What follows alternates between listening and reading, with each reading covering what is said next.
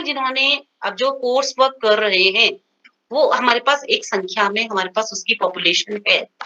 ठीक है, कितने लोगों ने रिसर्च क्लियर किया, रिसर्च एंट्रेंस क्लियर किया, इस वक्त वो कोर्स वर्क कर रहे हैं। ठीक है, कई स्टूडेंट्स इस वक्त कोर्स वर्क वाले भी होंगे, तो वो जो रिसर्च स्टूडेंट हमारे कोर्स वर्क कर रहे हैं, वो संख्या हमारी हमको पता है। कुमाऊं यूनिवर्सिटी में, पूरे कुमाऊं यूनिवर्सिटी में जितने भी स्टूडेंट हैं वो हमको पता है। अब हम उनको यदि सब पर हम काम करने लग जाएंगे कि उनका जो है वो अचीवमेंट मोटिवेशन का लेवल क्या है, या कोई साइकोलॉजिकल वेरिएबल, कोई सोशियोलॉजिकल वेरिएबल को हम मेजर करना चाहेंगे यदि, तो हमको पता है हम क्या सबको ले सकते हैं। बाय द वे हमारे 4000 हैं, 3000 स्टूडेंट ने क्वालिफाई किया है, तो क्या सब लोगों पे काम पॉसिबल है? तो ये देखने की बात है। तो इसके लिए हम सैंपलिंग करेंगे और अपने एरिया को डिसाइड करेंगे कि अगर हमने पूरे कुमाऊं यूनिवर्सिटी से लेना है अपने सैंपल को, पूरे कुमाऊं यूनिवर्सिटी, तो कैसे लेंगे ताकि सबका रिप्रेजेंटेशन भी हो जाए, सब अपने हमारे पॉपुलेशन को रिप्रेजेंट भी करें और हमारा काम भी कर जाए। इसके लिए हमारे जो हमारा अप्रोच करना इजी हो जाता है, हमारा फाइनेंस के आधार पे हमको थोड़ा सस्ता पड़ता है, और हमारा समय बचता है। हमारी जितनों पे भी हम काम करते हैं वो हमारी एक्यूरेसी रहती है, क्योंकि कम काम करने में हमको अच्छा मतलब कम काम करना मतलब जैसे 300-400 पे हम काम कर रहे हैं, तो उतना हम काम कर सकते हैं, 1 साल 2 साल पे हम काम कर सकते हैं। ठीक है, तो ये सब चीजें हमारी देखने को मिलती है, इसलिए हम सैंपलिंग का प्रयोग करते हैं। तो आप लोग भी पहले ये डिसाइड कर लीजिए कि हमने हमारा एरिया क्या है। बच्चों की प्रॉब्लम क्या होती है कि उनको एरिया ही क्लियर नहीं होता। एक बार मैंने एक रिसर्च प्रॉब्लम देखी थी, तो उन्होंने कहा था कि हम उत्तराखंड के पूरे गांव लेंगे। तो मैंने कहा भाई ये तो पॉसिबल ही नहीं है, आपके उत्तराखंड के पूरे गांव कैसे मेजर कर सकते हैं आप जा ही नहीं सकते, चाहे आपको 10 साल लग जाए या 15 साल लग जाए। तो उन्होंने कहा कि कैसे करें, हम तो चाहते हैं कि हर गांव का।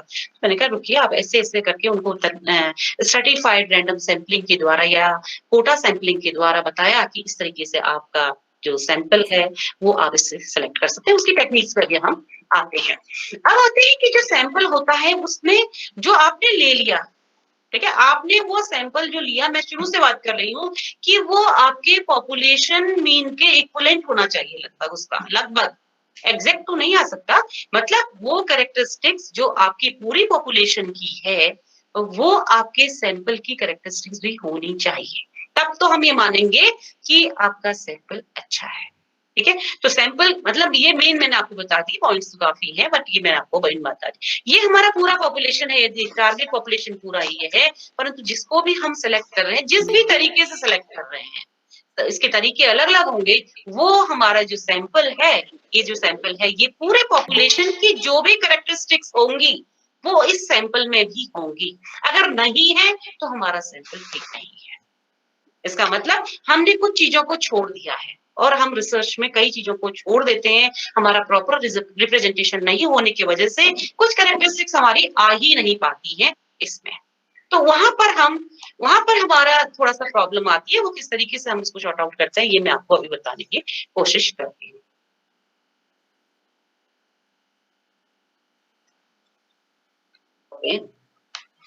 अब इसमें जो हम सैम्पलिंग टेक्निक्स का प्रयोग करते हैं, और सोशल साइंस में हम इसका प्रयोग करते हैं, और सोशियोलॉजी साइकोलॉजी में भी हम इसका प्रयोग करते हैं, मतलब सभी में करते हैं। और हम लोग जब हम सैम्पलिंग टेक्निक्स का प्रयोग करते हैं तो बहुत ज्यादा यहाँ से हम सतर्क हो जाते हैं कि हम कौन सी सैम्पलिंग टेक्निक का यूज करते हैं, क्योंकि यहाँ से हम अगर चोरी कर रहे हैं तो पकड़ में आने लग जाते हैं।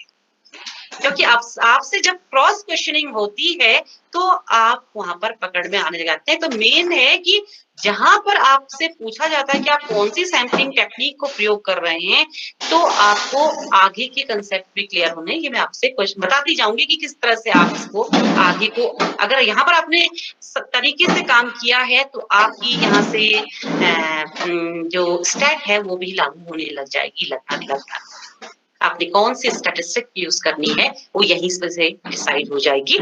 95% यहाँ से डिसाइड हो जाएगी, और 5% हम एनालिसिस के बाद डिसाइड करेंगे कि हमने कौन सी स्टैट यूज करनी है। क्या हम पैरामेट्रिक स्टैट यूज करेंगे या नॉन पैरामेट्रिक स्टैट यूज करेंगे, क्योंकि यहाँ पर बच्चे को क्लियर नहीं होता, सब कुछ लिख देता है बच्चा, ठीक है। तो यहाँ पर मतलब मैं इस बात को इसलिए कह रही हूँ क्योंकि मैं बाद में इसी पॉइंट में फिर से आऊंगी। तो हमारी जो सैंपलिंग हम करते हैं, आप लोग भी करेंगे, तो आपके पास दो तरीके हैं। ऐसा नहीं कि प्रोबेबिलिटी सैंपलिंग अच्छी होती है या नॉन प्रोबेबिलिटी सैंपलिंग होती है। डिपेंड करता है कि हमारा इंटरेस्ट क्या है, हमारा ऑब्जेक्टिव क्या है। कोई जरूरी नहीं है कि प्रोबेबिलिटी सैंपलिंग जो है वो बहुत अच्छी होती है, उसी को करना जरूरी है, ऐसा नहीं है। डिपेंड करता है कि हमारा ऑब्जेक्टिव क्या है, हम क्या मेजर करना चाह रहे हैं। क्योंकि प्रोबेबिलिटी सैंपलिंग के द्वारा भी कई ऐसी चीजों को हम मेजर नहीं कर सकते हैं जो नॉन प्रोबेबिलिटी सैंपलिंग के द्वारा कर सकते हैं। जैसे हम कई चीजों को पर्पसिव सैंपलिंग के द्वारा करते हैं। जब हम डेप्थ में जाना चाहते हैं, जब हम पर्टिकुलर किसी केस को स्टडी करना चाहते हैं, तो वहां पर हमको नॉन प्रोबेबिलिटी सैंपलिंग का प्रयोग करना पड़ता है। तो ये एक स्टूडेंट के दिमाग में एक मिथ होता है कि प्रोबेबिलिटी सैंपलिंग अच्छी और नॉन प्रोबेबिलिटी सैंपलिंग बुरी। ये ऐसा नहीं है। वो लिख देता है बस प्रोबेबिलिटी सैंपलिंग का प्रयोग करेंगे और बाद में वो चाहे दूसरी स्टेट लगा दे। तो उसको ये पता नहीं होता कि प्रोबेबिलिटी सैंपलिंग यदि हम प्रयोग करते हैं तो उसकी कुछ एजम्पशन है पैरामीट्रिक स्टेट यूज करने की, उसको ये क्लियर नहीं होता। तो बच्चों प्लीज मेरा आपसे सभी से ये रिक्वेस्ट है कि आप पहले तो यहाँ पर समझ लें, नहीं समझ में आता है तो अपने गाइड से जरूर मिले और उनसे पूछें कि हम कौन सी सैंपलिंग प्रयोग कर रहे हैं। उनसे पूछिए, अपने गाइड से पूछिए कि ये सैंपलिंग यदि हम यूज कर रहे हैं तो हम बताइए हम कौन से स्टेट यूज करेंगे, या हम जो स्टेट यूज कर रहे हैं इसकी एजम्पशंस क्या क्या है। क्योंकि प्रॉब्लम आपको किताबों में ये मैटर मिल रहा है, ये मैं पढ़ा रही हूँ तो बहुत बड़ी बात नहीं है, परंतु ये सब चीजें आपके पास अवेलेबल है और मेरे से अच्छा अवेलेबल है। परंतु यहाँ पर ये क्लियर नहीं हो पाता कि हम कौन सी सैंपलिंग में क्या यूज करेंगे। ठीक है, प्रॉब्लम यहाँ पर मेरे मतलब मैं सोचती हूँ कि 50% केसेस में ये क्लियरिटी होती ही नहीं है। कुछ लिखा पर मतलब उनको ये नहीं पता होता है, उनके कंसेप्ट क्लियर नहीं होते, उनको पता नहीं होता कि किस तरह की सैंपलिंग में हमने कैसे स्टेट यूज करनी है। इस पे मैं फोकस आपको इसलिए बार बार कर रही हूँ, मैं आपसे बार बार इस बात को रिपीट इसलिए कर रही हूँ कि गलती यहाँ से शुरू हो जाती है।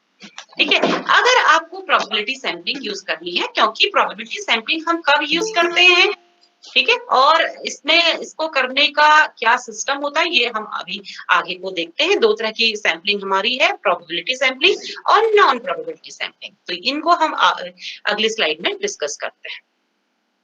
अब हमारा आया कि जैसे मैंने कहा कि आपको प्रोबेबिलिटी सैंपलिंग को हम क्यों प्रयोग करते हैं और नॉन प्रोबेबिलिटी सैंपलिंग को हम जो है वो प्रयोग कर रहे हैं, तो उसके कारण क्या हो सकते हैं। क्योंकि प्रोबेबिलिटी सैंपलिंग का की पहली कैरेक्टरिस्टिक है कि इसमें equal chance of all the individuals of getting selected. सबको इक्वल चांस है, कोई बायसनेस नहीं है। ये नहीं है कि ये मैं इसको अप्रोच कर सकती हूँ तो इसको ले लूं और मैं दूसरे को अप्रोच नहीं कर सकती हूँ तो उसको नहीं लूं, ऐसा नहीं है। मतलब सबके चुने जाने की संभावना बराबर है, चाहे वो पहला व्यक्ति हो या वो लास्ट हो। ऐसा नहीं है कि हमको सामने दिख गए तो हमने सामने वाले लोगों को ले लिया, हमको जो नहीं दिख रहे हैं हम उनको नहीं लेंगे। हम सबको नंबर प्रदान करेंगे, सबको नंबरिंग करेंगे और हम सब में से इक्वल चांस है कि हम सबको लेंगे। इसके विपरीत जो नॉन प्रोबेबिलिटी सैंपलिंग है उसमें ये चांस होता है कि सबको चुने जाने की संभावना इक्वल नहीं होती है। चाहे वो फर्स्ट रो में बैठा हुआ बच्चा ही हो, परंतु उसकी चुने जाने की संभावना, फर्स्ट में आगे आगे रहते हैं तो होता है ना कि हमको चुन लेंगे, ऐसा नहीं है। हो सकता है पीछे वालों की चांस आ जाए, या हो सकता है कि मतलब ये हम बायसनेस भी हो सकती है कि हम अपने जो हमको इजीली अप्रोच हमको कर रहे हैं हम उनको चुन लें। तो इसमें जो है वो रेंडमाइजेशन नहीं होता है। और जनरली अगर हम इसके रिजल्ट्स को कहें तो हम इसको, क्योंकि हम बायस्ड होते हैं, ये जरूरी नहीं है कि हम इसके रिजल्ट को जनरलाइज करें, क्योंकि हमारे अंदर पॉपुलेशन मीन और सैंपल मीन में डिफरेंस है, क्योंकि हम नॉन प्रोबेबिलिटी सैंपलिंग का प्रयोग कर रहे हैं। पर जनरली कुछ सब्जेक्ट्स में इसका प्रयोग होता है नॉन प्रोबेबिलिटी सैंपलिंग का, या ऑब्जेक्टिव आपका क्या है उस पर डिपेंड करता है कि हम किस तरह की सैंपलिंग का प्रयोग कर रहे हैं। क्योंकि ये बहुत कम समय लेती है, इसकी कॉस्ट जो है वो बहुत कम आती है, और इस एज में रिसर्च करने की एज में थोड़ा थोड़ा पैसा भी बहुत होता है। ठीक है, अगर आपको लगता है कि हाँ अगर मेरे को 10 दिन फील्ड में रहना है तो उससे बेटर है कि मैं 2 ही दिन में फील्ड वर्क कर आऊं अपना डाटा पूरा कलेक्ट करके ले आऊँ, पूरा डेटा ले आऊँ, तो मेरे को ज़्यादा अच्छा रहेगा और मैं नॉन प्रोबेबिलिटी सैंपलिंग के द्वारा कर लेता हूँ। तो ये डिपेंड करता है कि आपका ऑब्जेक्टिव क्या है, आप किस तरीके से कार्य करना चाह रहे हैं, ये डिपेंड करता है। तो इसमें आपको डिसाइड करना पड़ेगा कि हमने कौन-सी सैंपलिंग ली है। अब अगर हम सिंपल रैंडम सैंपलिंग ले रहे हैं, तो ये मैंने आपको पहले ही बताया कि कुछ तरह के रिसर्चेज़ में जबकि हमारे पास सैंपल हमारा जो पॉपुलेशन है, वो हमको पता है और लिमिटेड है। उसमें तो हम सिंपल रैंडमाइज़ेशन कर लेते हैं। जैसे मैंने कहा कि अगर मेरे एमबी, पीजी कॉलेज में अगर हमारे रिसर्च स्टूडेंट 100 हैं, तो हम 100 तक की नंबरिंग करेंगे और उसमें से जो भी हमको लॉटरी सिस्टम के द्वारा या रैंडम नंबर टेबल्स भी होती हैं, उसके द्वारा हमने यदि 15 लोगों को सिलेक्ट करना है, तो हम 15 लोगों का सिलेक्शन कर लेंगे। ठीक है? तो सिंपल रैंडम सैंपलिंग का प्रयोग जो है, वो हमको ऐसा नहीं कि हमारे पास बहुत ज़्यादा 1 लाख या 2 लाख का सैंपल हो, तो जिसके लिए हमारी जो रैंडम नंबर टेबल है, वो बनी ही नहीं है। तो उसके लिए या हम कैसे उसको इतने लोगों तक नंबरिंग करेंगे, ये पॉसिबल नहीं है। तो जब छोटे सैंपल में क्योंकि सिंपल रैंडम सैंपलिंग तो हम प्रयोग करेंगे ही, स्ट्रैटिफाइड रैंडम सैंपलिंग भी करेंगे, उसके अंदर भी हमारा रैंडमाइजेशन होगा, क्योंकि एक क्लास के लोगों को हम रैंडमली सेलेक्ट कर सकते हैं। रैंडमाइजेशन मतलब जिसमें कि कोई क्रम नहीं है जिसका। जिसका कोई एक ऐसा नहीं कि हमने पहले बच्चे को लिया, तीसरे को लिया या 5वें को लिया, 7वें को लिया, अगला लिया, ऐसा नहीं है। कोई क्रम नहीं है, जिसमें सबके चुने जाने की संभावना इक्वल है। हो सकता है कि फर्स्ट, सेकंड, थर्ड को ले लें या जो लास्ट 3 हैं उनको ले लें। इक्वल चांस है सबके चुने जाने की, तो इसके द्वारा हमारा लॉटरी होता है, जैसे कि मैंने यहाँ पे दिखा है, एक फिगर दिखा रखा है कि इस फिगर में ये देखना है कि किस बॉल को उठाता है, वो जो भी है वो रैंडमाइजेशन है, क्योंकि इसको ये नहीं पता, इसने हाथ डाला है अंदर और वो किसी भी को उठा सकता है, किसका नंबर है ये पता नहीं है। बाहर से लगभग कलरफुल तो है बट उनके अंदर जो है वो हो सकता है कि उसको हम आँख बंद करके उठवाएँ। कोई ज़रूरी थोड़ी ना है कि हम उसको मतलब ऐसे फ्री छोड़ दें, ठीक है? तो ये इस तरीके से हम इसमें रैंडमाइज़ेशन करते हैं और इसमें जब हम स्ट्रैटिफ़ाइड करेंगे, वहाँ पर हम स अंदर उसके सिंपल रैंडम सैंपलिंग का ही प्रयोग करेंगे, क्योंकि हमारे पास वहाँ पर छोटा सैंपल होता है। क्लास में जाकर के अगर बाय द वे हमने कहा कि रिसर्च स्कॉलर्स को करना है, तो हम मनोविज्ञान विभाग में गए या समाजशास्त्र विभाग में गए, वहाँ पर इस समय हमारे 25 रिसर्च स्कॉलर हैं। तो उन 25 रिसर्च स्कॉलर में से रैंडमली हमने 5 सिलेक्ट करने हैं। तो हमारा लॉटरी सिस्टम भी हो सकता है और हमारा नंबर सिस्टम भी हो सकता है कि जो हमारी नंबर टेबल है उसके द्वारा भी हम उनको ले सकते हैं। ठीक है? तो ये क्लियर आपको करना पड़ेगा अपने जब भी आप सैंपलिंग करने जा रहे हैं। तो ये आप अपने दिमाग में क्लियर करके जाएँ कि आपके दिमाग में पिक्चर क्लियर होनी चाहिए कि हमने जाना है अब किस तरह से रैंडमाइज़ेशन करना है। हम स्टूडेंट्स पे काम करते हैं, हम स्कूल में जाते हैं, वहाँ पर काम करने जाते हैं, तो पहले हम जाते हैं और वहाँ पर मैं देखती हूँ बच्चों का इतना प्रेशर होता है प्रिंसिपल की से परमिशन लेने के लिए जाना है तो 1 घंटे के बाद प्रिंसिपल उसको परमिशन देते हैं, उसके बाद बच्चे इतने प्रेशर में होते हैं कि उसका रूम में जाते हैं और बच्चे सब पर काम कर के ले आते हैं। ठीक है? आपने सब पे काम कर लिया, आपकी 50 की क्लास थी और आपने 50 की क्लास में से सबको ले लिया क्योंकि आपको लग रहा था कि ये बच्चे मैं किसको दूँ या किसको नहीं दूँ। तो ये भी आपको मैं बता दूँ कि आपने पूरे ले लिए 50 के 50। उसके बाद आप घर आते हैं और जब बैठते हैं, तो आप उसमें से रैंडमली कुछ फॉर्म ले लीजिए। ठीक है? वहाँ पर भी रैंडमाइज़ेशन हो सकता है, पर इसमें आपका पैसा ज़्यादा लगेगा, क्योंकि आपने जो क्वेश्चनेयर की आपकी कॉस्ट है, जो आपने 10 पे करना था, वो 40 जो है वो ज़्यादा हो गया आपका। 40 क्वेश्चनेयर आपके वेस्ट हो गए, क्योंकि आपने तो उस क्लास से केवल 10 लोगों को चुनना था। कई बार क्या होता है कि हम क्लासरूम में जाते हैं और बच्चों से ये नहीं कह पाते कि तुमको हम लेंगे और इस वाले बच्चे को लेंगे, इस वाले बच्चे को लेंगे, क्योंकि अगर पर्टिकुलर हम 10 बच्चों पे काम कर रहे हैं, तो बाकी जो 40 है वो उनको डिस्टर्ब करते हैं। कि अच्छा केवल आप ही लोग लाओ हम मिलके, फिर वो क्या होता है उनका रिस्पॉन्स जो होता है, वो इंडिविजुअल ना होके 2-3 लोग मिल करके एक फॉर्म को फिल कर देते हैं, तो उसमें जो हमारा वर्क होता है वो भी रियल नहीं आता। क्योंकि वो फीलिंग्स, वो जो एम्पिरिकल इन्वेस्टिगेशन है वो उस बच्चे का नहीं, बल्कि 3 या 4 लोगों की मिल करके। तो आप लोग जब डेटा कलेक्ट करते हैं, इस बात का ध्यान रखिए, क्योंकि हमारी एथिक होती है कि हम किसी को हर्ट नहीं करेंगे। हम ये नहीं कहेंगे कि 10 ही बच्चों को देंगे, बाकी को हम नहीं दे पाएँगे। तो उसमें हम अपना तरीका कुछ और कर सकते हैं कि हमने किसको सेलेक्ट करना है। तो हम ऐसा हो सकता है कि पर्सनल डाटा शेड्यूल दे दें उनको, बच्चों को पहले। उसमें कुछ क्वेश्चन बना लें। उस क्वेश्चन को बना करके आपको जिसको मर्ज़ी है रैंडमली आपने सेलेक्ट करना है। आप उतने को 50 को दीजिए, आप कहेंगे कि हमने हमारी कुछ क्वेरीज़ थी, उसको ये 10 बच्चे पूरा कर रहे हैं, इसलिए हम इन्हीं 10 बच्चों पे काम कराएँगे। ठीक है? तो ऐसा नहीं कि पूरी क्लास को आपने हर्ट कर दिया। अरे! तो बच्चे सोचेंगे हम में क्या कमी रह गई होगी, आखिर हमको तो कराया ही नहीं। तो आपको जब भी आप फील्ड में जाएँ तो आपको उन बच्चों के इमोशंस को भी समझना है और कि बाकी बच्चों को कोई परेशानी नहीं हो और जो बच्चे हमारे रिस्पॉन्स कर रहे हैं, वो बच्चे भी हमको मतलब रैपॉर्ट स्थापित होने के बाद वो हमारे से मिक्स हो जाएँ, तब हम उनका सैंपल लें, तब हम उनसे क्वेश्चनेयर फिल करवाएँ, तो ज़्यादा अच्छा होगा। प्रॉब्लम यहाँ पर कम्युनिकेशन गैप की भी होती है। अभी मेरी एक रिसर्च स्कॉलर है, वो मैंने उससे पूछा कि तुम्हारा कितना काम हो गया है? तो कह रही थी कि मैम बहुत परेशान हूँ। 50% बच्चों ने तो मुझे दिया ही नहीं वापस। या दिया भी था तो उन्होंने एक डिज़ाइन बना के रिस्पॉन्स कर दिया। डिज़ाइन बना के समझ रहे हैं आप? पहले में इस कोने में हमने टिक किया है तो ऐसे लाइन करके तिरछा, फिर ऐसे पीछे मतलब डिज़ाइन बना दिया उन्होंने। कोई जो भी मतलब आपने क्वेश्चनेयर देखे होंगे यदि, तो उसपे मैं नहीं फ़ोकस कर रही हूँ।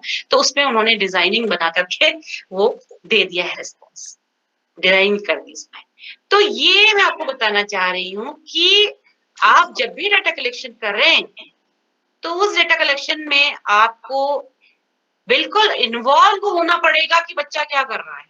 आप अपने 1-2 साथियों को और ले जाएँ, अकेले नहीं जाएँ, क्योंकि अकेले में तो बच्चे बहुत स्मार्ट हैं, वो आपको बेवकूफ़ बना देंगे।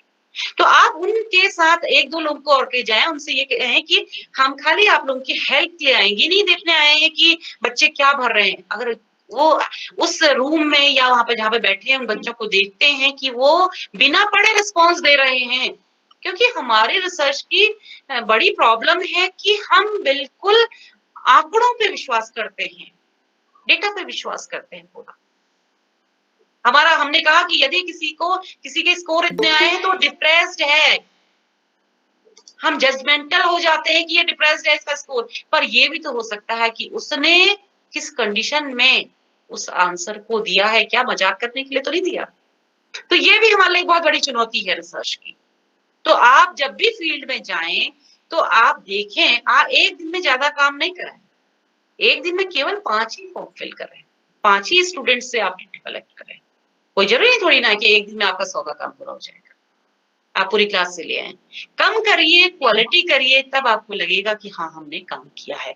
तो बात कर रहे थे स्ट्रैटिफाइड रैंडम सैंपलिंग की, जो कि 2 तरह की होती है, जिसमें कि हम ये देखने की कोशिश करते हैं। अब इसमें ये आपको इसलिए बता रही हूँ, कई बार जब हमको सैंपल पता होता है तो हमारी पॉपुलेशन पता होती है, तो हम प्रोपोर्शनेट स्ट्रैटिफाइड रैंडम सैंपलिंग का प्रयोग करते हैं। यदि हमको पॉपुलेशन पता नहीं भी होती है या कई बार हम अपने कम्फर्ट के लिए डिस्प्रोपोर्शनेट स्ट्रैटिफाइड रैंडम सैंपलिंग का प्रयोग करते हैं।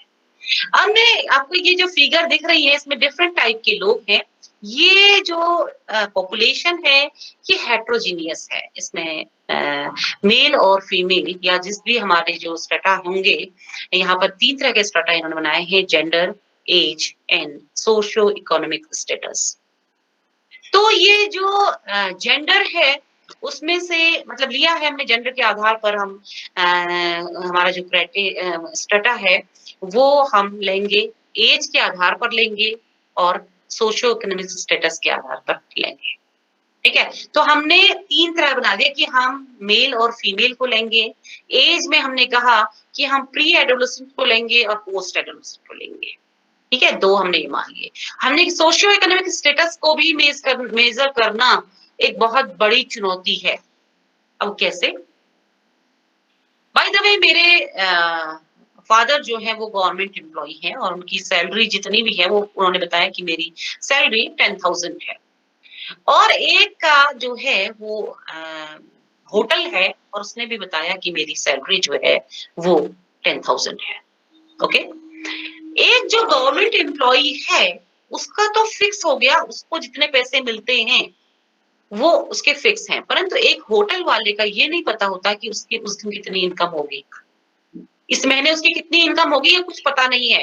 अगर हम उसको दोनों लेवल को इक्विवेलेंट कर दें, वो भी 10,000 वाली कैटेगरी में डाल दें, दूसरे वाले को भी, हम होटल वाले जो बिजनेसमैन है उसको भी 10,000 वाली कैटेगरी में डाल दें, तो ये हमारे लिए बहुत न्याय संगत नहीं होगा, क्योंकि हो सकता है कोरोना पीरियड में तो इनकम ही नहीं हुई, तो वो तो जीरो पे आ गया होगा बेचारा।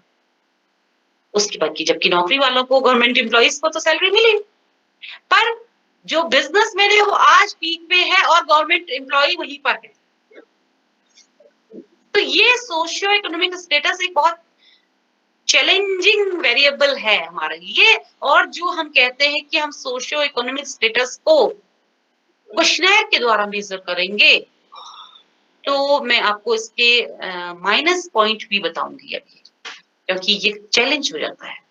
क्योंकि यदि मैंने कहा कि मेरे घर में फ्रिज है, टीवी है, गाड़ी है, ठीक है, जो फैसिलिटी है, और मेरे पास 2 बेडरूम घर है और जो भी है, ये सोशियो इकोनॉमिक स्टेटस को यदि हम जिस कैटेगरी में भी लाएंगे और दूसरे सोशियो इकोनॉमिक स्टेटस को जिस कैटेगरी में हम ला रहे हैं, उसमें डिफरेंशिएट करना बहुत जरूरी है। हाई वाले के पास क्या होगा और लो वाले के पास क्या होगा, क्या ये आपके क्वेश्चनर के द्वारा मेजर किया जा सकता है? उसमें क्वेश्चंस ऐसे बने हैं, क्योंकि आजकल गाड़ी है, फ्रिज है, टीवी है, सबके पास है, सबके पास है, ऐसा कोई पर हम गाड़ी का लेवल देखना पड़ेगा, गाड़ी के नाम डालने पड़ेंगे। मैंने एक सोशियो इकोनॉमिक स्टेटस स्केल बनाया था, जो कि 2 साल में ही बेकार हो गया। क्यों हो गया? क्योंकि उसके नॉर्म्स, जो हमारे सोशियो इकोनॉमिक स्टेटस के नॉर्म्स हैं, वो बदल गए। तो ये एक ऐसा चेंजेबल वेरिएबल है जिसको हमको हर साल अपडेट करना पड़ेगा। हमारा फोन का स्टेटस, फोन हमारे पास जो है वो भी एक स्टेटस का काम करने लगा है आजकल, और हो सकता है कि टेक्नोलॉजी बदलने की वजह से अगले साल फिर से बदल जाए।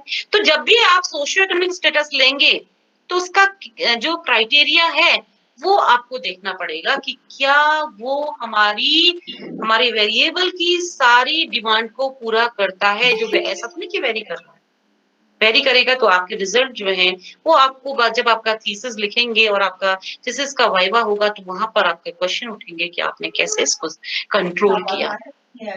तो आपको कोई ना कोई ऐसा क्राइटेरिया रखना पड़ेगा जिसके आधार पर आप इसको क्लियर कर सकते हैं।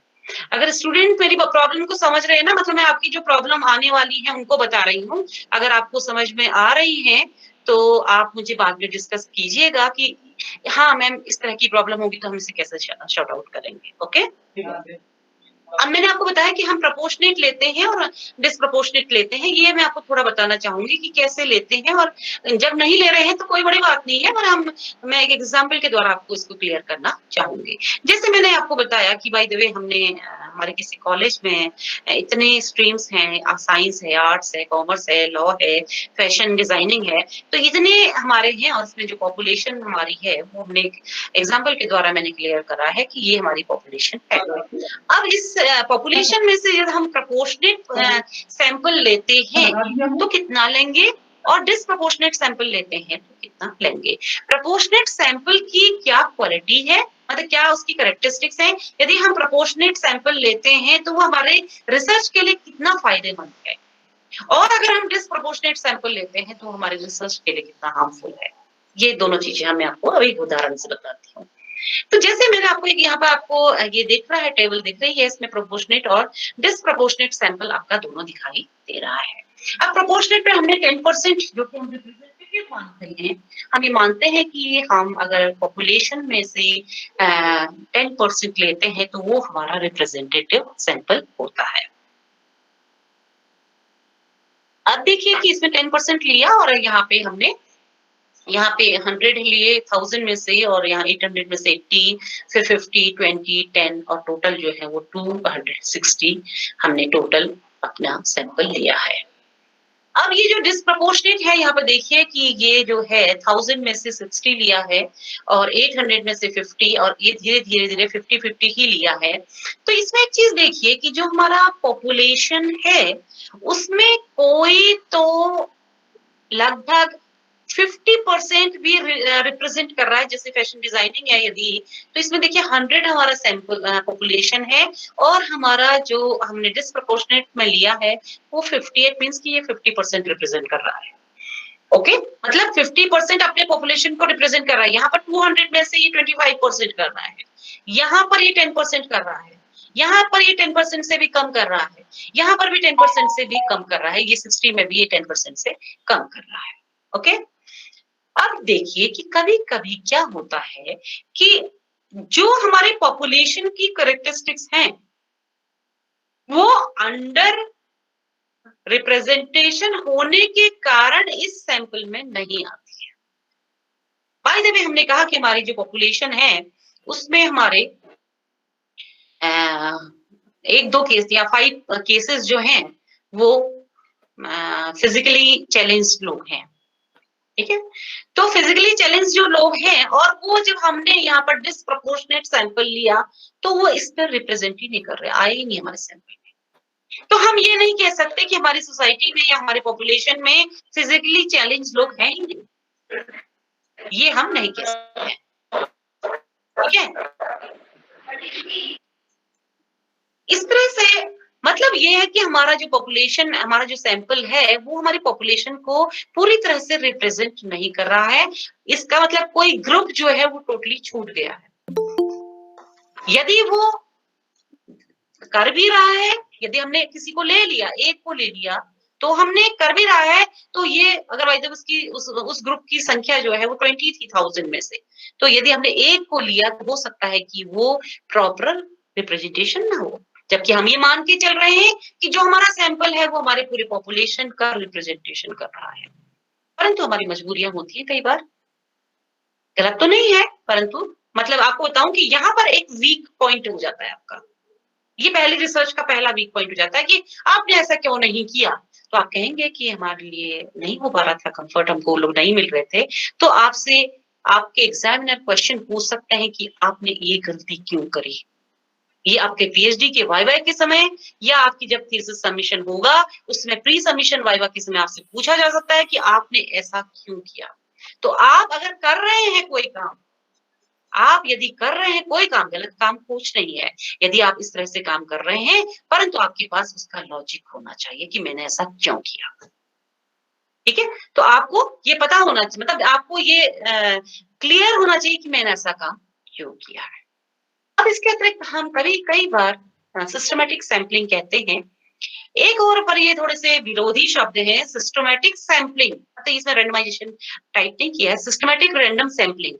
परंतु ये सिस्टमैटिक रैंडम सैंपलिंग और एक और हम बात कर रहे हैं सिस्टम की, एक और हम बात कर रहे हैं रैंडमाइजेशन की। दो विरोधी शब्द ले लिया हमने। परंतु कभी-कभी क्या होता है, वैसे तो ये एक दोनों के बीच का सैंपलिंग मानते हैं। कई साइकोलॉजिस्ट जो है इसको जो है ना प्रोबेबिलिटी सैंपलिंग का पार्ट मानते हैं, ना नॉन प्रोबेबिलिटी सैंपलिंग का, बल्कि ये सिस्टमैटिक रैंडम सैंपलिंग जो है वो दोनों का मिक्स है। तो खैर हम इसको यहाँ पर इसी कैटेगरी में ले रहे हैं, प्रोबेबिलिटी सैंपलिंग में ही है, जनरली हम इसका प्रयोग करते हैं। इसमें सिस्टमैटिक के लिए हमने एक सिस्टम को लिया है कि हम बाय द वे हमारे पास बहुत ज्यादा स्ट्रेंथ है। हमारे पास 2 लाख लाख लोग हैं या 1 लाख लोग हैं हमारे पास, उसमें से हमको काम करना है। तो हम क्या करेंगे कि 1000 में से एक व्यक्ति को सेलेक्ट कर लेंगे। ठीक है? 1000 में से हमने कहा कि हमने 555 को ले लिया, जिसका नंबर 50555 आ रहा उसको ले रहे हैं। तो उसमें अगले जो नेक्स्ट 1000 है उसमें भी हम उसका 1555 को ले लेंगे। यदि या इसको छोटे से एग्जांपल के रूप में लें, तो बाय द वे मैंने कहा कि 1 से 10 तक का हमने नंबरिंग हमारे पास ग्रुप है। हम ये कह दें कि हम जिसका जो 5th नंबर का स्टूडेंट है उसको लेंगे, या 5th नंबर का जो घर है, कोई सर्वे के लिए यदि हम काम कर रहे हैं, जो 5th नंबर का घर होगा, यहाँ से हम स्टार्ट कर रहे हैं, जो 5वें नंबर का घर होगा उसको लेंगे। हम अपने केस स्टडी के लिए हम उसको लेंगे, या हम अपने सर्वे के लिए उसको लेंगे।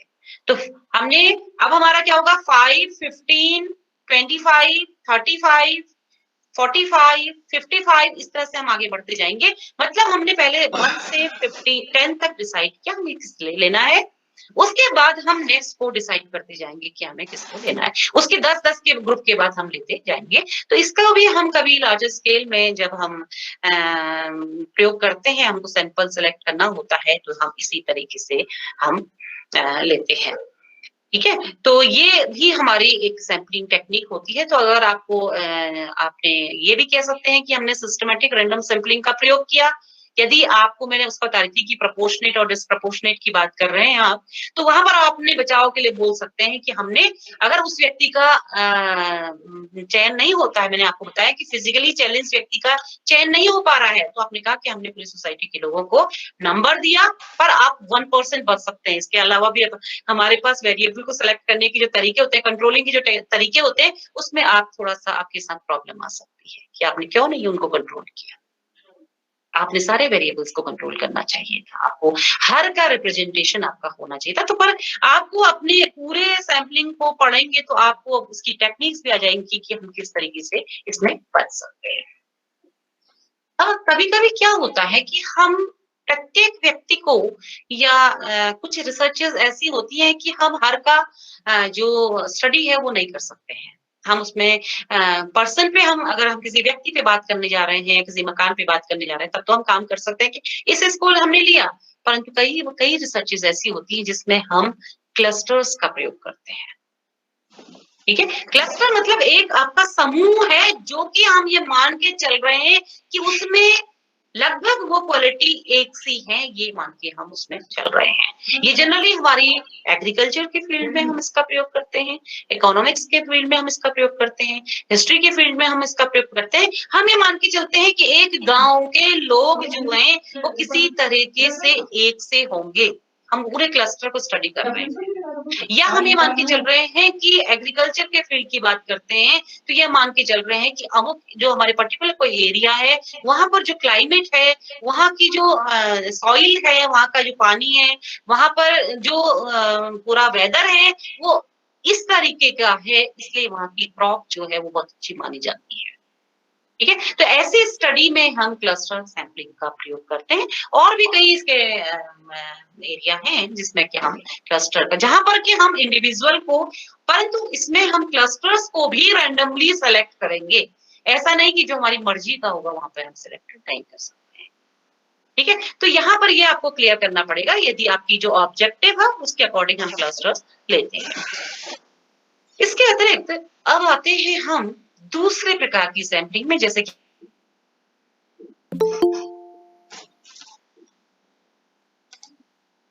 ये बताई थी मैंने आपकी non probability sampling.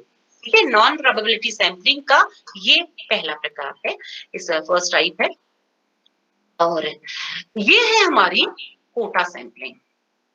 Kota sampling जो हमारी स्ट्रेटिफाइड रैंडम सैंपलिंग थी उसका बिल्कुल इक्विवेलेंट है पर इसमें अंतर है। वहां पर मैंने वर्ड बोला स्ट्रेटिफाइड रैंडम सैंपलिंग, यहां पर हमने नाम दिया से कोटा सैंपलिंग। कोटा सैंपलिंग और स्ट्रेटिफाइड रैंडम सैंपलिंग में केवल रेंडमाइजेशन का अंतर है। यहां पर हम अपने सब्जेक्ट को रेंडमली सेलेक्ट नहीं कर रहे हैं कोटा सैंपलिंग में, अब हम ये नॉन प्रोबेबिलिटी सैंपलिंग की ओर को जा रहे हैं। तो नॉन प्रोबेबिलिटी सैंपलिंग जिसमें कि सबके चुने जाने की संभावना जो है वो इक्वल नहीं है। हम किस कोटा को ले रहे हैं, हम किस ग्रुप को ले रहे हैं, वो ग्रुप जो है वो हमारा रेंडमाइजेशन से नहीं आ रहा है। हमने ग्रुप को मान लिया कि हाँ हमने इतने लोगों को ले लिया, परंतु वो हमारा इसमें रेंडमाइज नहीं करेंगे हम, तो इसमें हमारा काम कम हो जाता है। नॉन प्रोबेबिलिटी सैंपलिंग में रेंडमाइजेशन नहीं होता है, तो हमारे लिए काम कम हो जाता है और हमारा काम इजीली हम फटाफट बहुत जल्दी काम होता है हमारा। ठीक है, तो हम मान के तो हम ये चलते हैं कि हम जो लोगों को ले रहे हैं वो हमारे पॉपुलेशन को रिप्रेजेंट करेंगे, ये मान के तो हम चल रहे हैं, परंतु वो जरूरी नहीं है कि वो हमारे पॉपुलेशन को रिप्रेजेंट करे जो सैंपल हम ले रहे हैं। इसलिए कुछ पर्टिकुलर ऑब्जेक्टिव्स के अलावा हम कोटा सैंपलिंग का प्रयोग नहीं करते। पर हमारा ऑब्जेक्टिव क्या है, ऐसा नहीं है कि गलत नहीं है। कुछ रिसर्चेस में तो आपको कोटा सैंपलिंग ही लेनी पड़ेगी।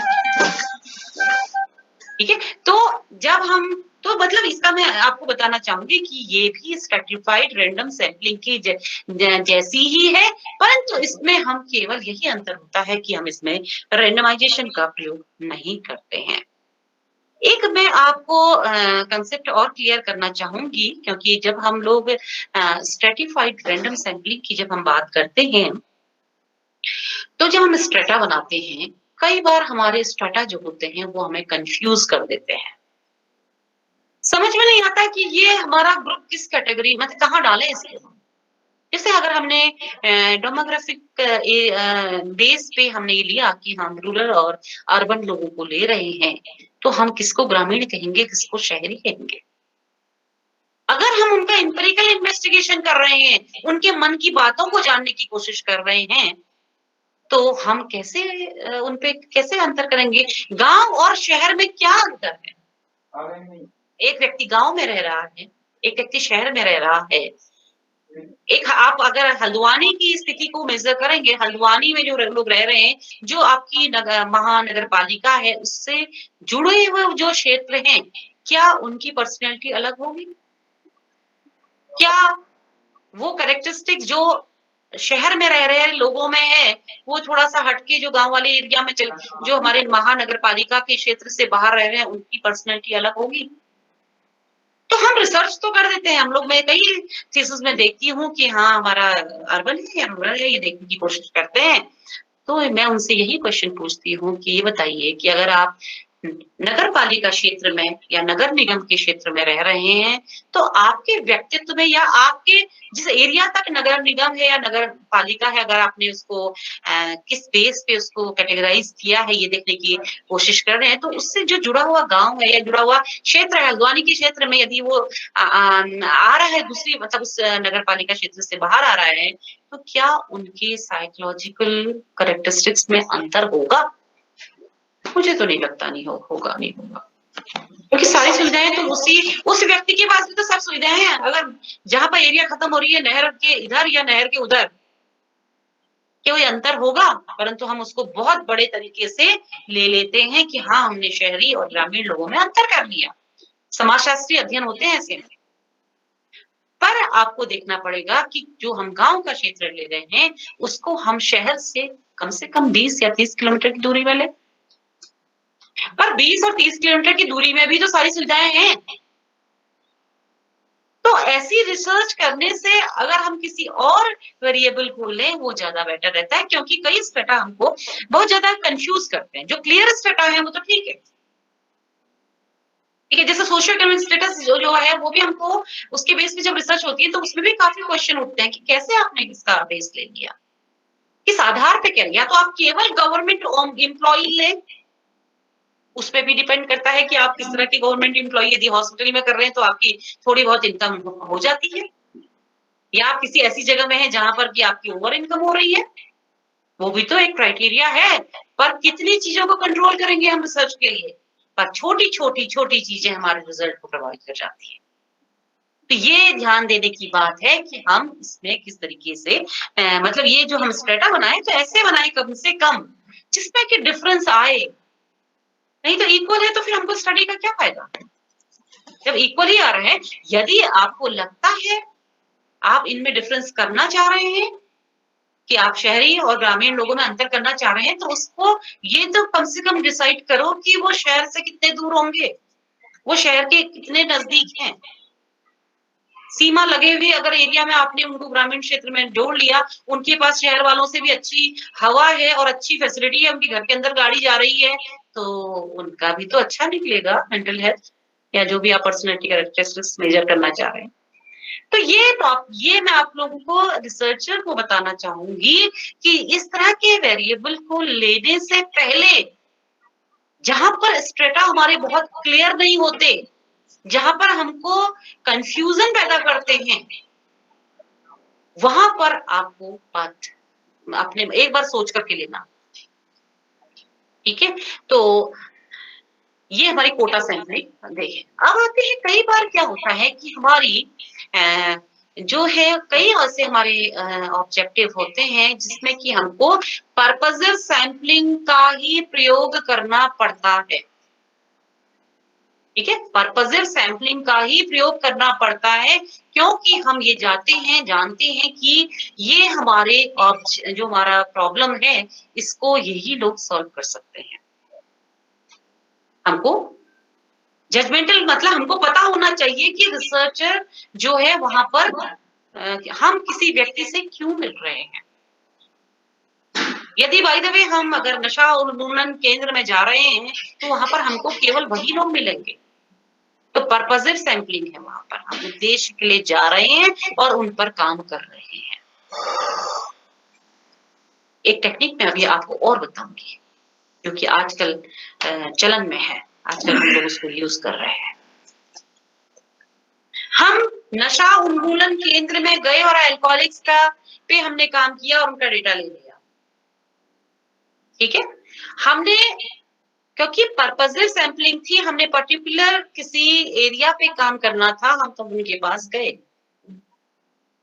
अगर आपको लगता है कि हमको उनकी अच्छी खासी स्ट्रेंथ मिल गई, आपने पर्पजिव सैंपलिंग के साथ आप उसमें रैंडमाइजेशन कर सकते हैं बाद में करा करके। आपने जो भी अल्कोहलिक सेंटर है, जो नशा उन्मूलन केंद्र है, वहां पर आपको जितने भी लोग मिल रहे हैं उन लोगों से आपका पैसा जरूर ज्यादा लगेगा, परंतु फिर आप उसमें रैंडमाइजेशन कर देंगे। यदि आपने पूरे लोगों को ले लिया, पूरे लोगों पे काम कर लिया, आपका क्वेश्चनर ज्यादा फिल करवाने पड़े आपको, उसके बाद एनालिसिस करने से पहले आप उनको रैंडमली सेलेक्ट कर लीजिए, तो पर्पजिव रैंडमाइजेशन हो जाता है। वहां पर फिर आपकी जो प्रोबेबिलिटी सैंपलिंग है उसको आप पर्पजिव मतलब हम इसलिए कह रहे हैं कि पर्टिकुलर हमारे उद्देश्य को, हमारे ऑब्जेक्ट को वो पूरा करना चाह रहे हैं। मेरा मतलब ये नहीं कि मैंने नई सैंपलिंग टेक्निक इजाद कर दी, ऐसा नहीं है, बट हम किसी पर्पजिव सैंपलिंग वहां पर जा रहे हैं उस उद्देश्य को पूरा करने के लिए। तो एक कंसेप्ट हम ये लिख सकते हैं कि पर्पजिव रैंडमाइजेशन किया है हमने। अब हमने जो स्मोकर्स हैं, जो सिगरेट पी रहे हैं, उनको कैसे पता चलेगा? कैंसर पेशेंट है, वो हमारे पर्टिकुलर हॉस्पिटल में जाना पड़ेगा हमको, हम उनपे काम करेंगे और हमने जो हमारा ऑब्जेक्ट है, हमारा जो भी उद्देश्य है वो हम उनसे फिल करा करके क्वेश्चन पेपर लाएंगे और हम अपने उस पे या हमने उनकी केस स्टडी करनी है, क्वालिटेटिव रिसर्च करनी है, तो हम उनके साथ इंटरव्यू लेंगे, ऑब्जर्व करेंगे, जो भी हम क्वालिटेटिव रिसर्च की जो टेक्निक्स है उसको हम पूरा करने के बाद वहां से हम अपना डेटा लाएंगे, उसके बाद हम उसको एनालिसिस करेंगे। तो पर्पजिव सैंपलिंग में आपको ये देखना पड़ेगा कि किस तरह की रिसर्च में हमको पर्पजिव सैंपलिंग करनी पड़ेगी। अगर ये नहीं कि हमने किसी भी बहुत ही यूनिक केस है और उसके बाद हम कह रहे हैं कि नहीं हम तो इसमें बिल्कुल जनरल रैंडमाइजेशन करेंगे, स्ट्रेटिफाइड रैंडम सैंपलिंग करेंगे, ये भी तो देखो कि वो हमको मिल पाएंगे नहीं मिल पाएंगे, वो हमको टाइम देंगे नहीं देंगे, हमारे लिए उनके साथ काम करना कितना रिस्की है। तो हम रैंडमाइजेशन की ज्यादा लोगों की बात कहाँ करते हैं, कुछ लोगों पे मिल लें तो हम वहां पर, जैसे बाय द वे हमने कहा कैंसर पेशेंट पे काम करते हैं, तो कैंसर पेशेंट के साथ पहले तो हमको बात करने में ही प्रॉब्लम होगी, और वो हमारी प्रॉब्लम कितनी मतलब वो हमको कितना सपोर्ट करते हैं, क्योंकि एथिक्स जो है वो हम उनको हर्ट नहीं कर सकते। ये नहीं कह सकते कि आप प्लीज हमको बताइए, हमारे पास समय नहीं है, ऐसा नहीं कह सकते उनके साथ। हमको नम्र होकर के बने ही रहना पड़ेगा। जब वो वॉलंटरी रिस्पॉन्स हमको देंगे तब हम उनके साथ काम करेंगे। तो ये डिसाइड करना पड़ेगा कि पर्पजिव सैंपलिंग हमको किस केस पे करनी है। लिख दिया आपने पर्पजिव सैंपलिंग, जनरली हम लोग लिख देते हैं कि पर्पजिव सैंपलिंग, अभी मैं देख रही थी कि पर्पजिव सैंपलिंग लिखा हुआ है और बाद में आपने लगा दिया उसमें जो पैरामेट्रिक स्टेट। तो आप क्लियर करिए कि मैं पर्पजिव सैंपलिंग करूंगा या करूंगी, उसके बाद फिर मैं ज्यादा काम कर लूंगी, उसके बाद फिर मैं रैंडमाइजेशन कर लूंगी मैं, एक आप कहिए। तो ये क्लियर होना चाहिए हमको।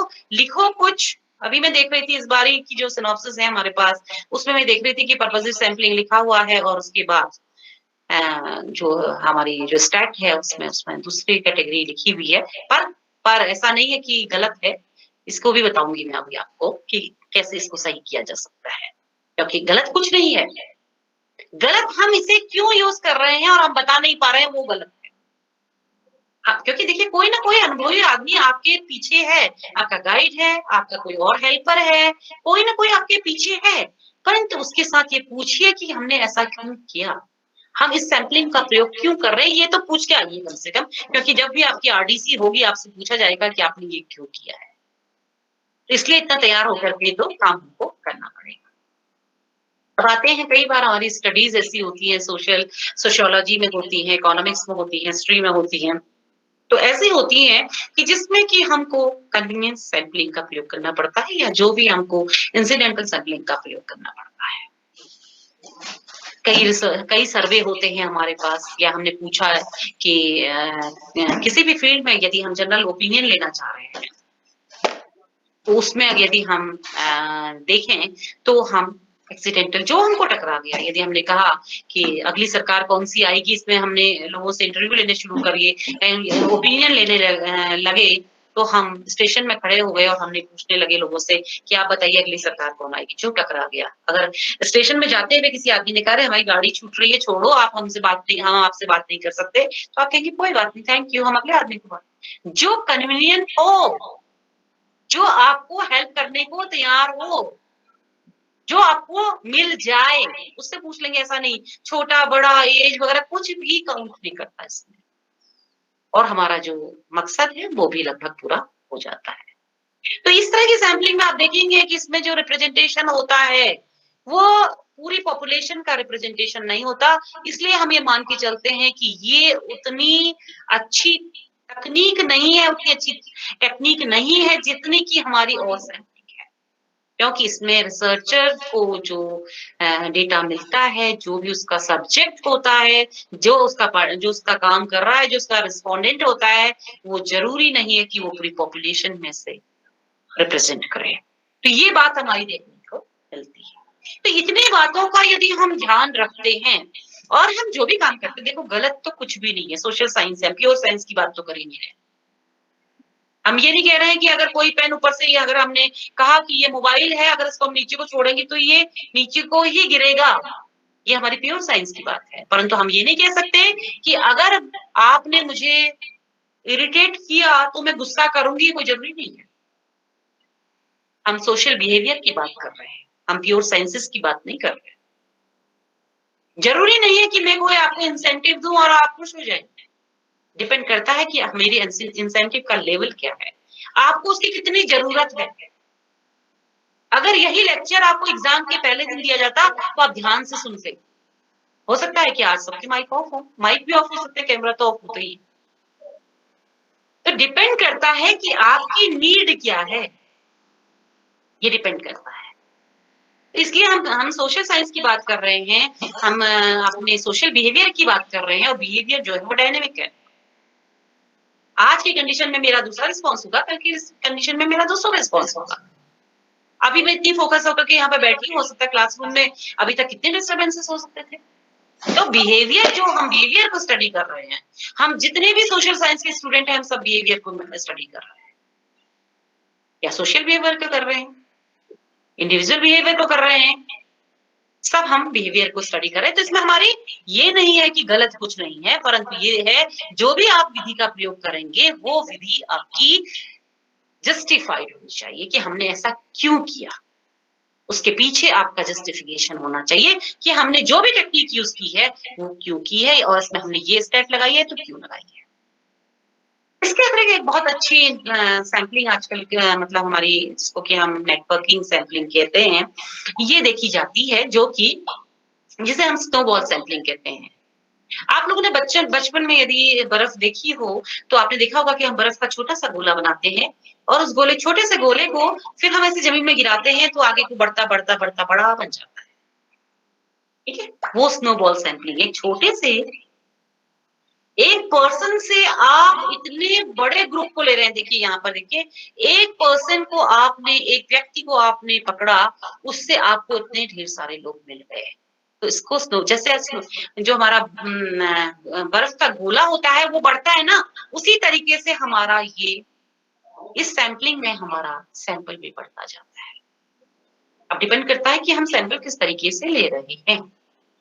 अब ये जो सैंपल होता है, ये कुछ ऐसे केसेस में यूज़ करते हैं, जिसमें कि अ, हमारी जो पॉपुलेशन होती है, वो हिडन होती है, छुपी होती है। जो पता नहीं चलती, हमको पता करनी पड़ेगी और उसको पता करने के लिए आपको किसी एक को टारगेट करना पड़ेगा। ऐसा नहीं कि हम सबको ले लेते हैं इसमें। तो यहाँ पर एक हमारा सब्जेक्ट है, उस सब्जेक्ट से हमारा ये सैंपल जो है वो काफ़ी बढ़ता जा रहा है, एकदम बढ़ गया देखिए। First stage, second stage, third stage में इतने ज़्यादा हम लोग मिल गए। फेसबुक फ्रेंड है, आप अपने एक फ्रेंड को देखो, एक फेसबुक फ्रेंड को देखो और जनरली इसको इस तरह की जो हमारी स्टडीज़ है उसमें प्रयोग करते हैं, हम इस सैंपलिंग का प्रयोग करते हैं। जो भी हमारे इंटरनेट से रिलेटेड स्टडीज़ होती हैं उसमें हम इसको प्रयोग करते हैं। या हम देखिए अभी मैं आपको बताती हूँ इसके एग्ज़ाम्पल कि हम इसमें ड्रग यूज़र्स जो है हमारे, सेक्स वर्कर्स हैं वो, इनका इनको क्योंकि इनका जो ये जो सैंपल है ये छुपा हुआ है, सोसाइटी में दिख नहीं रहा है। कोई भी व्यक्ति ये नहीं कहेगा कि या आप जो कई रैकेट होते हैं, ड्रग्स के जो रैकेट होते हैं या चोरों के जो समूह होते हैं, वो सब इसमें आते हैं। आप एक को पकड़ो तो बहुत लोग पकड़ में आ जाते हैं। अभी आपने देखा कि कई बार हमें देखते हैं कि हम कुछ पकड़ने के लिए जाते हैं और बाद में वो ड्रग्स माफिया वाले उसमें सब निकल गए। सुशांत सिंह राजपूत का जो केस है, उसमें उसकी इन्वेस्टिगेशन तो थी कि उसका मर्डर कैसे हुआ, उसकी डेथ कैसे हुई, परंतु बाद में कई लोग दूसरे कारणों से जेल में चले गए। ठीक है? तो इस तरह की जो रिसर्च होती है, उसमें ये बात देखने को मिलती है, परंतु इस रिसर्च का एक वीक पॉइंट है। यदि आपका फर्स्ट मेंबर गलत हुआ तो आपकी ये सारे जो जितनों को आपने पकड़ लिया वो सब गलत हो जाएंगे। आपने देखा होगा कि कई बार जो है, एक बार अभी जो पिछले लास्ट ईयर जो एक मर्डर केस हुआ था, स्टूडेंट का मुझे नाम याद नहीं आ रहा है, नोएडा में था, वो बच्चे का मर्डर हो गया था स्कूल में। उसमें आपने देखा होगा कि जो वहां का ड्राइवर था उसको जेल हो गई थी पहले। ठीक है, तो बाद में उसके पेरेंट्स ने और बाकी लोगों ने कहा कि नहीं, ये जो ड्राइवर है ये मर्डर नहीं कर सकता, और उस बेचारे को जेल भी और मारपीट सब कुछ हो गई और उसको कबूल भी कर लिया उसने कि हाँ मैंने मर्डर किया, मैंने मारा इस बच्चे को।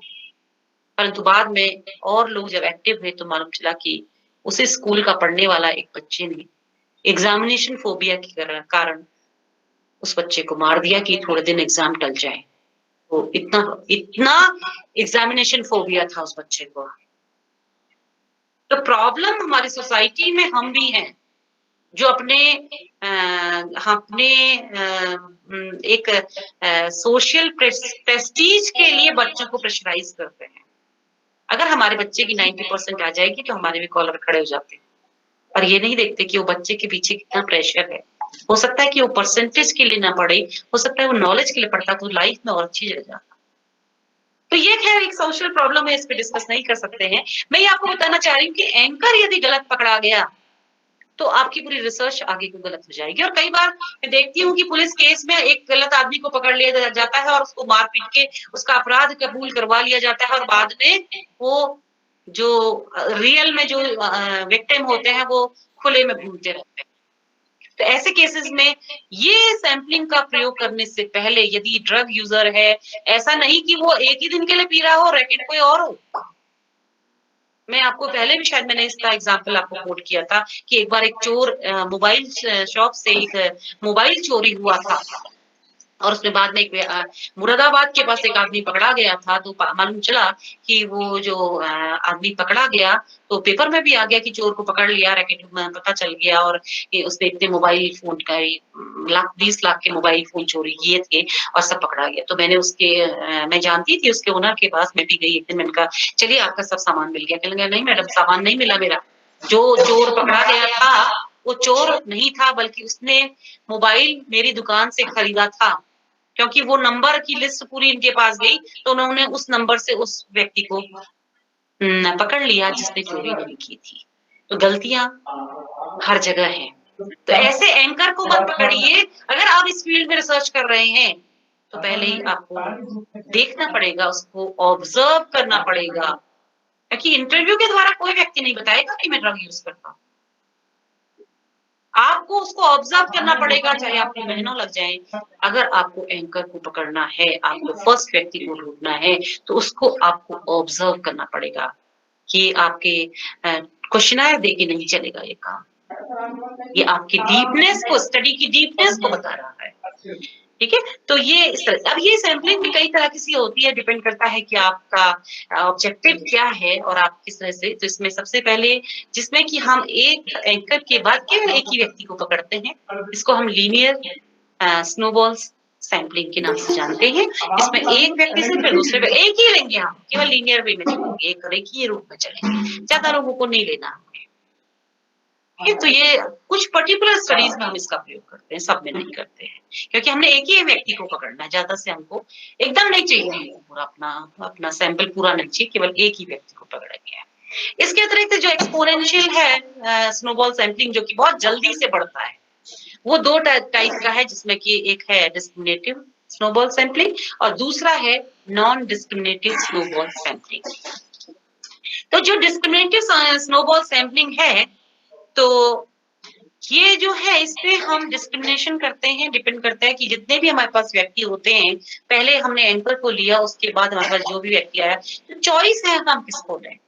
यहाँ पर दो लगातार ब्लू पर्सन को लिया है, बाद में ऊपर वाले को नहीं लिया बल्कि नीचे वाले को ले लिया, तो डिस्क्रिमिनेशन किया। ठीक है, जबकि जो नॉन डिस्क्रिमिनेटिव है उसमें हमको सबको लेकर के हमारा सैंपल जो है एकदम पूरा हो जाता है। हम एकदम जो भी हमको मिलना बता, एक अगर हमको फर्स्ट में ही 4 लोग मिल गए, तो हम चारों लोगों को लेंगे, उनके जो 4 और हैं उनको भी ले लेंगे, तो हमारा सैंपल एकदम पूरा हो जाएगा। तभी हम सैंपल लेना चाह रहे हैं, बहुत जल्दी पूरा हो जाता है, क्योंकि यहाँ पर हमको एकदम। तो वीक पॉइंट मैंने आपको बता दिया, कभी भी आप लोग रिसर्च करें यदि, तो आप ये डिसाइड जरूर करिएगा कि हमारा एंकर ही तो गलत नहीं है, क्योंकि फिर सारी मेहनत आपकी बेकार जाएगी बाद में। चला आपको आपकी जो आधार डेटा कलेक्शन आपका हो गया, उसके बाद पता चला कि हमारा एंकर ही गड़बड़ है और हम जबरदस्ती लोगों के पीछे उन लोगों के साथ जा रहे हैं जो कि इसमें नहीं आते हैं, तो ये हमको लेने की बात है। अब आते हैं कि अगर हमने सैंपल लिया तो उसका साइज कितना होना चाहिए। वैसे जनरली रिसर्चर्स कहती हैं कि जो साइज सैंपल साइज है वो यदि ज्यादा हो तो ज्यादा अच्छा माना जाता है, क्योंकि उसमें हमारा वेरिएशन कम आता है। अगर हम उसमें ज्यादा में हमारी जो वेरिएंस है वो कम आने की, क्योंकि अगर हम जब डिस्क्रिप्टिव स्टैटिस्टिक्स यूज करते हैं तो उसमें हमारा एसडी निकालते हैं या जो भी हमारे स्टेट की डिमांड होती है उसको निकालते हैं, तो वेरिएशन कम आता है। तो इसलिए ज्यादा होगा तो लगभग हम पॉपुलेशन मीन के नजदीक जाते जाएंगे, और अगर हमने कम स्ट्रेंथ ली है तो हम पॉपुलेशन से दूर जाते जाएंगे, तो इसलिए ज्यादा बिगर इज बेटर, ज्यादा अच्छा माना जाता है। पर ऐसा नहीं है कि ज्यादा बड़ा ही अच्छा हो, क्योंकि आजकल तो क्वालिटेटिव रिसर्च का है डाटा जमाना है, जिसमें कि मैंने एक थीसिस चेक की थी, उसमें केवल 6 लोगों पे काम किया था, क्योंकि वो क्वालिटेटिव रिसर्च थी, केवल 6 केस थे, उनकी क्लिनिकल स्टडी थी। ऐसा नहीं कि बहुत डिपेंड करता है हमारी स्टडी क्या है, हमारा पॉपुलेशन का साइज क्या है। मालूम चला पॉपुलेशन साइज ही बहुत छोटा हो, पॉपुलेशन ही उस जिस पे हम काम कर रहे हैं वो छोटी हो, हमारी सैंपलिंग टेक्निक क्या हो, हमारे पास कितना समय है, कितना पैसा है, कितने क्या हमारे रिसोर्सेज क्या क्या हैं, ये भी हमारे को लिमिटेशन करनी पड़ेगी, क्योंकि मनी भी बहुत ज्यादा इंपॉर्टेंट फैक्टर होता है। काम तो सब करना चाहते हैं, सारे रिसर्च स्कॉलर करना चाहते हैं, परंतु परेशानी क्या हो जाती है कि पैसा बहुत बड़ी चीज हो जाती है। अच्छा सब करना चाहते हैं, जाना चाहते हैं, पूरी एरिया घूमना चाहते हैं, वहां पर से अच्छा मतलब जो रियल हमारी पॉपुलेशन को रिप्रेजेंट करे ऐसा डेटा लाना चाहते हैं, बच्चे काम करना चाहते हैं, किंतु समय तो होता है उनके पास पर पैसे की परेशानी होती है। उस चीज को भी हम लोग समझते हैं। तो आप अपने लिमिटेशन के, ऐसा तो नहीं कि हम कहीं पैसा गलत तरीके से ले आए रिसर्च करने के लिए, ऐसा नहीं है, ऐसा नहीं करना हमको जो हमारी लिमिटेशन है उसमें रहते हुए हमको कार्य करना है। ऐसा नहीं कि हम ज्यादा घूम करके बहुत हमने ज्यादा अपना एरिया बढ़ा लिया, परंतु हम वहां पर जाके एग्जॉस्ट हो गए, काम ही नहीं कर पाए बहुत अच्छे तरीके से, हम रेपोर्ट ही नहीं कर पाए उनके साथ, और हमने वहां हमारी लड़ाई झगड़ा हो गया, तो उन्होंने कहा यहाँ से चले जाइए, आपको हम कोऑपरेट नहीं करेंगे। क्योंकि अगर हम एम्पिरिकल इन्वेस्टिगेशन कर रहे हैं या हम ऑब्जर्वेशन कर रहे हैं या हम इंटरव्यू ले रहे हैं, सरल तो कुछ भी नहीं है ना। मेरे गाइड कहते थे कि यदि तुमको देखते ही कोई अपना दरवाजा बंद कर दे और तुमको भगा दे तो भी बुरा मत मानना। ये बात मैं बता दूं कि आप अपने ईगो को तो घर में रख जाइए और तब जाइए रिसर्च करने के लिए, क्योंकि अगर आपने अपने ईगो को हर्ट करने की बात करी वहां पर, आप कब सक्सेस नहीं हो पाएंगे।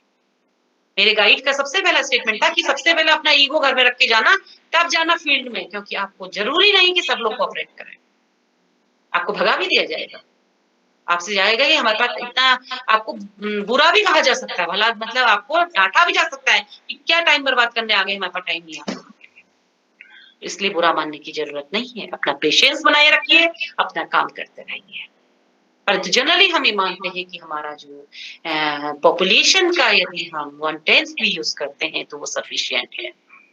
और अगर हमारी एक्सपेरिमेंटल रिसर्च है जिसमें कि एक्सपेरिमेंट करना है तो उसमें सैंपल साइज हमारा छोटा ही होगा।